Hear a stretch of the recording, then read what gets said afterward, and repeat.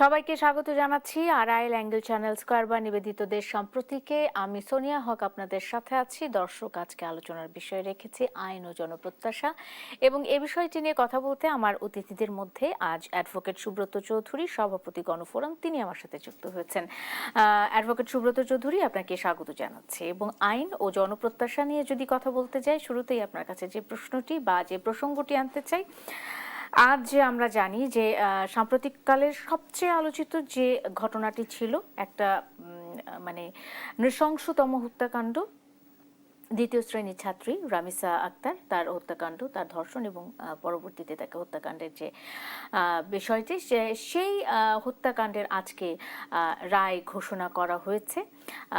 এবং সেখানে যারা অভিযুক্ত, যারা আসামি, তাদেরকে সর্বোচ্চ শাস্তি মৃত্যুদণ্ড এবং অর্থদণ্ড, উভয় দণ্ডেই দণ্ডিত করা হয়েছে।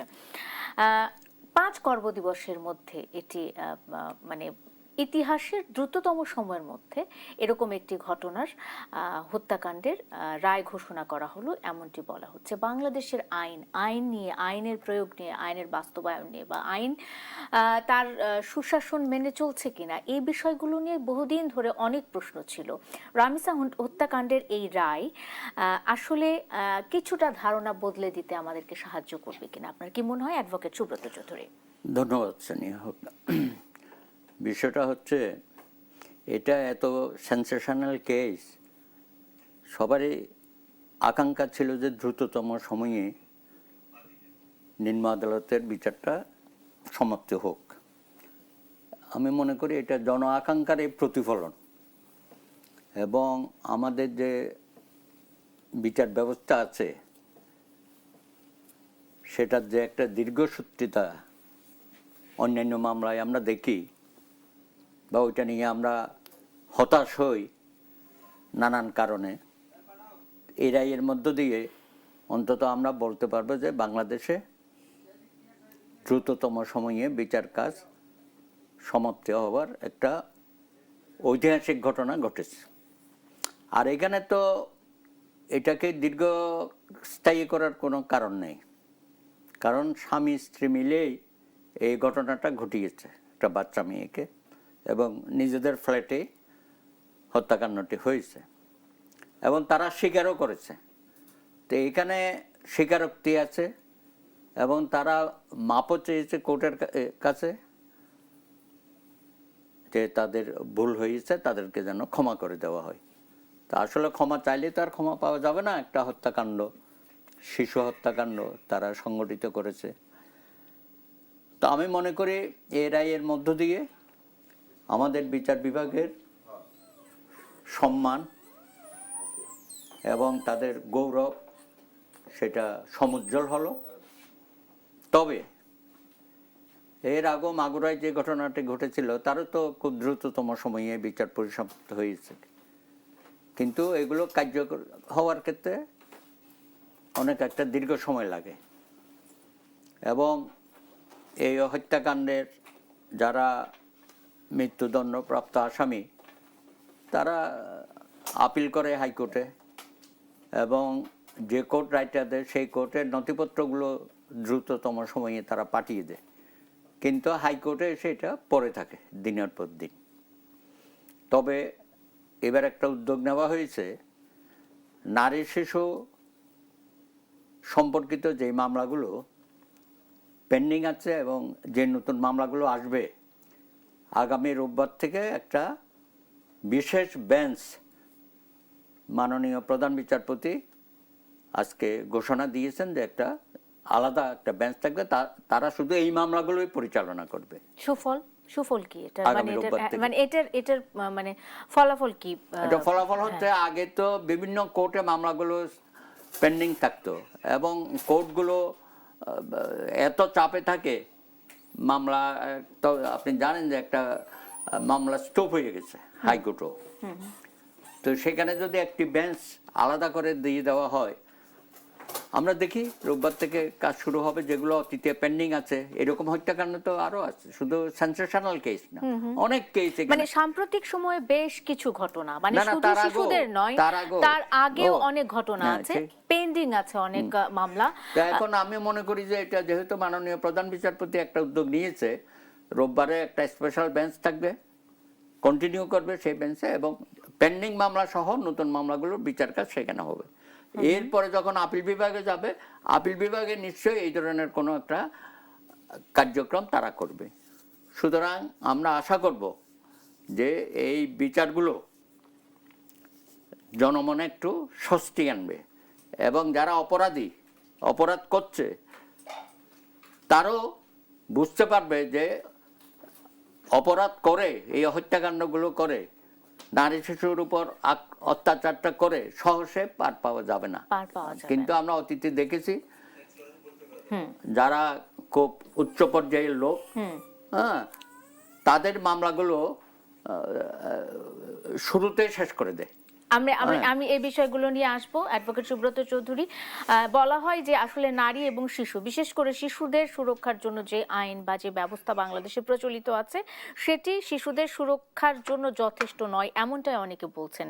সেক্ষেত্রে সরকারের করণীয়গুলো কি আপনারা নিশ্চয়ই বলবেন। দর্শকদেরকে এরই মধ্যে জানিয়ে রাখতে চাই, আমার আরো দুজন আজকের অতিথিরা যুক্ত হয়ে গেছেন।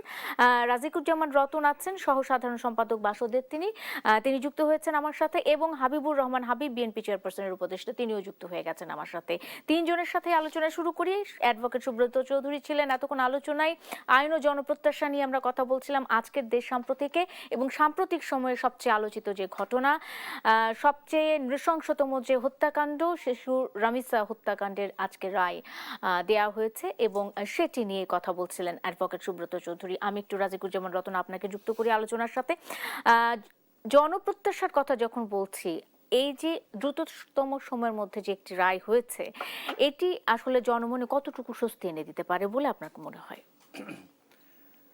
আজকে একই সঙ্গে দুটো বিষয় উল্লেখ করতে চাই। একটা, এই রায়ে একটু স্বস্তি এসেছে, আবার এই রায়ে একটা সন্দেহ তৈরি হয়েছে। দুটোরই একটা ব্যাকগ্রাউন্ড আছে। আমরা যখন জনপ্রত্যাশার কথা বলি, তখন কিন্তু জনঘৃণা, জনশঙ্কা, আশঙ্কা এবং জনহতাশা, এই তিনটে আমরা দেখি। কারণ রামিসার এই নৃশংস হত্যাকাণ্ডের 19 দিনের মাথায় একটা রায় ঘোষিত হলো। বিচারপতি যে রায়টা লিখেছেন, সেই রায়ের আইনগত দিকটা হয়তো ব্যাখ্যা করে বলতে পারবো না, কিন্তু তার আবেগগত দিকটা আমাদেরকে সবাইকে টাচ করেছে, যে কিভাবে মানে ক্রোধ, হতাশা, বেদনা, দুঃখ সব মিশে আছে এই ঘটনার মধ্যে। রামিসার বাবার মুখের ভঙ্গির মধ্যে একটা হতাশা যেমন আছে, ক্ষোভ যেমন আছে, হাহাকার যেমন আছে, তেমনি একটা জিনিস আছে যে উপেক্ষা। আর কত এরকম হবে? এরকম কোনো উদাহরণ তো নাই। ফলে উদাহরণ নাই, এই কথাটা বলার একটা বড় কারণ হলো যে এর মাত্র 14 মাস আগে আসিয়ার কথা কি আমাদের মনে আছে? আসিয়ার ঘটনা, 8 বছরের একটা মেয়ে, তাকে যে নৃশংসভাবে হত্যা করা হয়েছিল, এবং সেই ঘটনার পরে 14 দিনের মধ্যে এটার বিচার হয়েছিল। রামিসার যেমন 19 দিনের মধ্যে হয়েছিল, ওটা 14 দিনের মধ্যে হয়েছে। তারপরে তার মৃত্যুদণ্ড দেওয়া হয়েছে। ডেথ সেন্টেন্স 4 দিনের মধ্যেই চলে গেছে, এখনো পর্যন্ত রায় কার্যকর হয়নি। ওটা তো দগদগে স্মৃতি আমাদের আছে। আর একটা ঘটনা কি, পাহাড়ের, চট্টগ্রামের সীতাকুণ্ড পাহাড়ের ঢাল বেয়ে দেখলো একটা 7-8 বছরের মেয়ে টলতে টলতে উঠে আসছে, তার মানে গলার দুদিক দিয়ে রক্ত পড়ছে, কারণ গলাটা কেটে দেওয়া, সামান্য একটু ঝুলেছিল। সেই মেয়েটা প্রাণ বাঁচানোর জন্য উঠে এসেছিল পাহাড়ে, তাকে ধর্ষণ করেছে, হত্যার চেষ্টা করেছে। অপরাধী ধরা পড়লো কিনা সেগুলো নিয়ে আমরা পরের আলোচনা করব। গত 3 মাসে, এটা 1 মার্চে এই ঘটনা ঘটেছিল, গত 3 মাসে পুলিশ এখনো তার রিপোর্টই দেয়নি। ওই ইরা মেয়েটা মৃত্যুবরণ করলো। কিংবা আমরা জানি যে ফেনীতে 2009 সালে 2019 সালে নুসরাত জাহান সাথী মাদ্রাসায় তাকে ধর্ষণ করা, তাকে আগুনে পুড়িয়ে ফেলা, হাত পা বেঁধে আগুনে পুড়িয়ে দেওয়া, সে হাত পা বাঁধা অবস্থায় মেয়েটা ছুটছে, চিৎকার করছে বাঁচার জন্য, কেউ তাকে বাঁচায় নাই। তারপরে হাসপাতালে গিয়ে মৃত্যু পথযাত্রী একজন মানুষ যে স্টেটমেন্ট দেয় সেটাকে সবচেয়ে গুরুত্বপূর্ণ স্টেটমেন্ট বলা হয়। সেই স্টেটমেন্টের ভিত্তিতে মামলা হলো, বিচার হলো, 16 জনের মৃত্যুদণ্ড হলো। 7 বছরেও হাইকোর্টের বারান্দায় সে মামলাটা এখনো ঘুরছে। ফলে একদিকে আমরা যেমন একটু স্বস্তি পেলাম যে 19 দিনের মধ্যে রামিসা হত্যার এই ঘটনার একটা হলো, কারণ এই ঘটনাটা এতখানি আলোড়ন তৈরি করেছিল যে এটা একটু ভাবুন তো একবার, যাদের যাদের কন্যা সন্তান আছে কিংবা যারা তাদের নাতি নাতনির বয়সী যারা আছে কিংবা স্কুলে যাওয়া বাচ্চাদেরকে দেখে যাদের একটু ভালো লাগে, তারাও একটু ভাবুন তো, ঘরের মধ্যে মেয়েকে যখন জবাই করছে তখন বাইরে মা দরজায় ধাক্কা দিচ্ছে, দরজাটা খোলো, দরজাটা খোলো। দরজা খুলে একজন নারী বললেন এখানে নাই, তখন কিন্তু তাকে জবাই করা হচ্ছে। তো এই যে কত বড় নৃশংসতা হতে পারে, ধর্ষণের ঘটনা তো একটা আছে, কিন্তু নৃশংসভাবে এই যে হত্যাকাণ্ড এবং তারপরে তাকে পালিয়ে যেতে সহযোগিতা করা, এটা গোটা দেশে যে একদিকে যেমন জনঘৃণা তৈরি করেছিল, জনক্ষোভ তৈরি করেছিল। প্রধানমন্ত্রী নিজে গিয়ে উপস্থিত হয়ে বলেছিলেন যে 1 মাসের মধ্যে বিচার হবে। তো প্রধানমন্ত্রী এরকম কত জায়গায় যাবেন? ফলে আমরা মনে করি রামিসার হত্যার এই রায় একদিকে একটা স্বস্তি এসছে, সেটা কি যে রায়ের সঙ্গে আমরা বিচারপতির মুখ থেকে সেই বেদনাটাও শুনতে পেয়েছি। তার লেখার মধ্যে সেই ক্ষোভ আছে, হতাশা আছে, বেদনা আছে, সবকিছু মিলিয়ে তিনি লিখেছেন। শুধুমাত্র একটা আইনি ব্যাখ্যা এখানে হয় নাই, এটা মানবতার উপর নৃশংসত আক্রমণ হয়েছিল, সেটারও একটা চিত্র এখানে ফুটে উঠেছে। এবং সেই সাথে একটা প্রশ্ন উঠে এসেছে। রাজিকুজ্জামান রতন, আবারও আলোচনায় ফিরে আসবো। আমি একটু হাবিবুর রহমান হাবিবকে এই আলোচনাতে একটু যুক্ত করে নিতে চাই। এই যে আইনের দ্রুততম সময়ের মধ্যে রায় ঘোষণা এবং সেটি নিয়ে যেমনটা রাজিকুজ্জামান রতন এতক্ষণ বললেন যে যেমন একটা জনমনের স্বস্তি এসেছে প্রধানমন্ত্রীর আশ্বাস অনুযায়ী খুব দ্রুততম সময়ের মধ্যে রামিসা হত্যাকাণ্ডের বিচার সম্পন্ন হবে, কিন্তু আমরা দেখি যে আইনের কিছু কিছু জায়গাতে গিয়ে ব্যত্যয় ঘটে এবং এই যে 7 বছর ধরে একটি মামলা ঝুলে আছে, এটি কেন? হাবিবুর রহমান হাবিব, সরকারের এখন উদ্যোগটা কি হবে? আপনাকে ধন্যবাদ। আপনার মাধ্যমে দেশ টিভি দর্শক শ্রোতাদেরকে সশ্রদ্ধ সালাম। বিজ্ঞ দুজন আলোচক, বিশেষ আমার অত্যন্ত প্রিয় অ্যাডভোকেট সুব্রত রায় চৌধুরী এবং ছাত্রনেতা সাবেক রাজিকুজ্জামান রতনকে আমার শুভেচ্ছা। এইটা যে বিচারটা আজকে হলো, আমি যে কোনো ভাবে আমার প্রয়োজন ছিল অ্যাটর্নি জেনারেল কাছে, আমি সেখানে গেলাম। কিছুক্ষণ পরে ব্রিফিং শুরু হলো, আমি সবাই বসাচ্ছিলাম। হাবিবুর রহমান হাবিব, আমি বিস্তারিত আপনার কাছে শুনবো। একটা ছোট্ট বিরতিতে যাই, বিরতির সময় হয়ে গেছে। আমি বিরতির পরে ফিরে এসে আপনার কাছেই ফিরে আসবো। দর্শক, একটা বিরতি নিয়ে ফিরছি, সঙ্গে থাকুন। বিরতির পর স্বাগত আরেকবার। দেখছেন দেশ সাম্প্রতিক, নিবেদন করছে আড়াইল অ্যাঙ্গেল চ্যানেল স্কয়ারবার। সোনিয়া হক আপনাদের সাথে আছে। আইন ও জনপ্রত্যাশা নিয়ে কথা বলছিলাম, আলোচনায় ফিরতে চাই। বিরতিতে যাবার আগে হাবিবুর রহমান হাবিব, আপনার কাছেই ছিলাম আমি আলোচনাতে এবং আপনি আলোচনা শুরু করেছিলেন। যুক্ত করুন আপনার বক্তব্য। না, আমি যেটা বলতেছিলাম, রায় হওয়ার পরে আমি অ্যাটর্নি জেনারেলের কাছে গেছিলাম আমার একটা কাজে। তো কিন্তু অনেক সাংবাদিক, রুম ভর্তি সাংবাদিক, তো আমি পাঠাচ্ছিলাম সোফায়। এর ভিতরে কথায় কথায় দেখলাম যে স্বরাষ্ট্রমন্ত্রী, আইনমন্ত্রী কথা বলেন, প্রধান বিচারপতির সাথে মনে কথা হয়েছে যে এখন তো নিম্ন আদালতে হলো, তাহলে উচ্চ আদালতে কতদিন লাগবে। তখন শুনলাম যেটা যে যত দ্রুত, যেমন আমি বললাম আমার যেমন সাজা দিল বিগত সরকার, 1 দিন পর পর 2 দিন পর পর করলো রাত পর্যন্ত। আমার মামলা 15 সালের 12 জানুয়ারি টকশো থেকে ধরে নিয়ে গেল। তার আগে 11, 12, 13, 14 সেগুলি হাত দেন, আমাকে সাজা দিতে হবে। যে কারণে 2 দিন পর পরই করতে, রাত পর্যন্ত পাউরুটি খেয়েছি, কলা খেয়েছি, রাত পর্যন্ত আমাদেরকে সাক্ষী নিয়ে আমাদের সাজা দিল। তো এটা করা যায়। এখন আজকে যেভাবে দ্রুততম সময়ের ভিতরে যখন এই নিম্ন আদালতের সাদেশটা হলো, এখন যদি আপিল করে মানে উকিলও পাবে না, উকিল পাবে না। তো এত একটা জঘন্য একটা কাজ করেছে। হলেও 1 দিন 2 দিন পর পর দিয়ে ডেট রেফারেন্স যে 7 বছর ধরে পড়ে তা থাকবে না। যেমন আপনার নারায়ণগঞ্জে 7 খুনের যে র্যাবের যে এটা সাইদ, লেফটেন্যান্ট সাইদ, মানে এই যে সরকার, মানে তারা যেন ডিভিশন পায়, সেখানে আইন বদলাই দিল। ও রানা টানা সব, আমি তো বড় দেখলাম, আমি তো এখন ঢাকা জেলে গিয়ে দেখি যে মহাসচিব গল্প করতেছে, ওরা সমস্ত মন্ত্রী, আমি এই এখানে কি মহাসচিব, এখানে কেন ওরা কেন আসবো ওরা। আবার আমি কাশিমপুর কারাগারে দেখলাম তখন ই খেলে, ব্যাডমিন্টন খেলে, ওখানে ভলিবল খেলে, সেটা আর যেন নামতে না পারে, নাম ফেলা ব্লেড দিয়ে সেটা দিয়ে পোঁচাই দেবা। এত বড় সাহস, এরকম নিশ্চয় হত্যাকাণ্ড করে আবার এখানে খেলবে। এবং মুশারফ স্যার যেখানে ছিলেন তার আশেপাশে ছিল। লাস্টে মুশারফ স্যারের আমরা রুমে যাওয়া বন্ধ করে দিলাম, আসলে ওরা বসে থাকে। এইভাবে ঘৃণাটা ছড়াতে হবে, এরা যে এই যে এটা এই একদম দেখাশোনা নেই। এখানে করতে হবে কি, একে ফাঁসি দিয়ে গুলিস্তানে মোড়ে যে কিন্তু টানায় রাখা লাগবে, যতদিন ওর মাংস খুলে না পড়বে ততদিন লাশ ঝুলতে থাকবে। যেমন 1857 সালে সিপাহী বিপ্লবের বিদ্রোহে এই যে আমাদের মোহাম্মদ জমি ছিলেন না রাষ্ট্রদূত সাবেক, তার দাদার চাচা জমিদার বিক্রি করে টাকা দিয়েছে সিপাহী বিদ্রোহ সফল করার জন্য। পরের দিন ব্যর্থ হলো, তখন জমিদারের বাড়ি বিরাট আম গাছ, আম বাগানের গাছের সাথে ওই লাশ ধরে রাখছে 16 দিন। লাশ মাংস খুলে খুলে পড়ে গেছে, কঙ্কাল তখন নামাইছে। বিষয়টা বোঝাই দিচ্ছে যে আমরা কত নৃশংস হতে পারি আমাদের বিরুদ্ধে বিদ্রোহ করলে। এই রামিসার হত্যাকারীকে এবং দুইজন স্বামী স্ত্রীর পাশাপাশি ফাঁসি দিয়ে দেন, দিয়ে সেটা ঝুলায় রাখেন না কেন? কিসের এই দেখেন, আইন পরিবর্তন করেন। ওই ধর দেখবে মানুষ, টেলিফোনে প্রত্যেক দেখবে, সোশ্যাল মিডিয়া দেখবে, আর কেউ এই ধরনের ঘটনা ঘটনা সাহস পাবে না।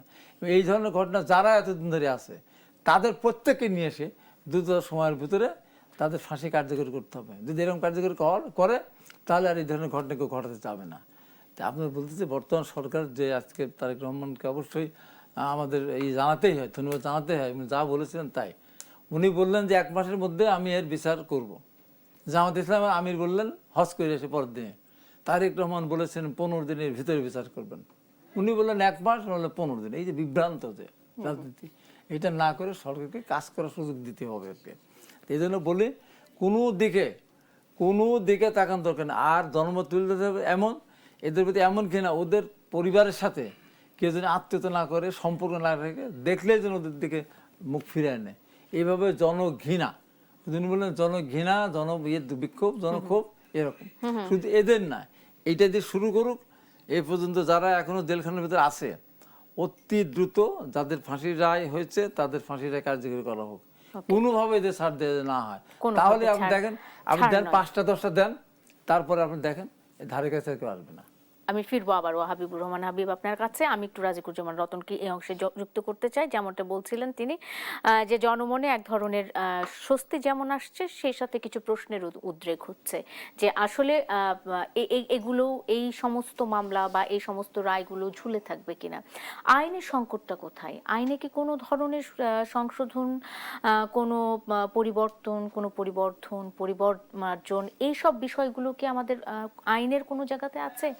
কারণ শিশু সুরক্ষায় যে আইনগুলো, সেগুলো যথেষ্ট নয় এমনটা মনে করছে মানবাধিকার সংস্থাগুলো। আপনার কি মনে হয় রাজিকুজ্জামান রতন? আইন নিয়ে কথা বলতে গেলে একটু ভয় আছে, কারণ একবার আদালত অবমাননার দায়ে অভিযুক্ত হয়েছিলাম।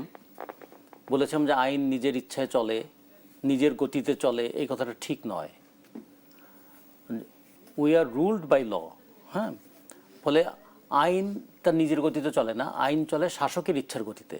শাসক চাইলে রকেটের গতিতে চলবে, শাসক না চাইলে গরুর গাড়ির গতিতে চলবে।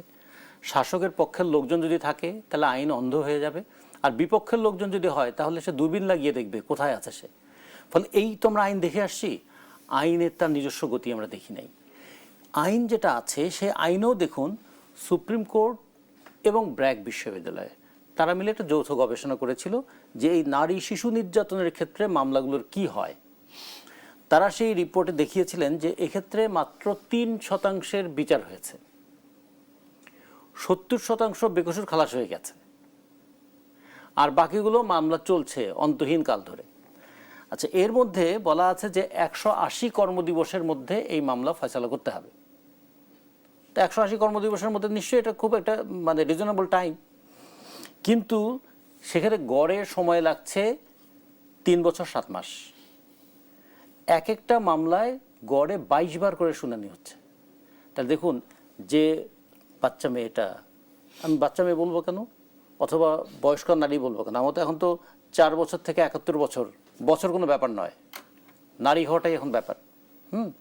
এবং নারী হওয়া ব্যাপার, তার চুল খোলা আছে কিনা, তার পোশাক কেমন, এবং পোশাক কেমন যারা বলে তারা আবার কিন্তু এটা বলে না যে তনু তো হিজাব পরেই ছিল, আর একটা বাচ্চা মেয়ে তার আবার পোশাকের কি আছে।